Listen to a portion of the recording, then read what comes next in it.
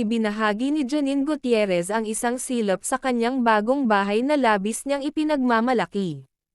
Isa sa mga unang bagay na ipinakita niya ay ang kanyang bagong Samsung TV na nagbibigay ng cinematic experience sa kanyang sala.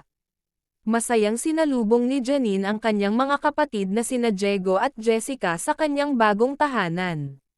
Nagbonding silang magkakapatid habang nanonood ng pelikula gamit ang bago niyang Samsung TV.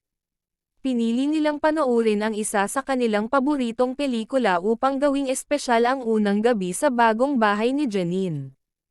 Habang nanonood, hindi maiwasan ang tawanan at kwentuhan ng magkakapatid. Ikinatuwa ni Janine ang pagkakataong makasama ang kanyang mga kapatid sa isang simpleng bonding moment. Sinabi niyang isa ito sa mga rason kung bakit excited siya sa kanyang bagong bahay. Bukod sa TV, ipinakita rin ni Janine ang ilan sa kanyang paboritong bahagi ng bahay. Ipinakita rin niya ang bago niyang kwarto. Masaya siyang ibinahagi ang bagong yugto ng kanyang buhay kasama ang kanyang pamilya.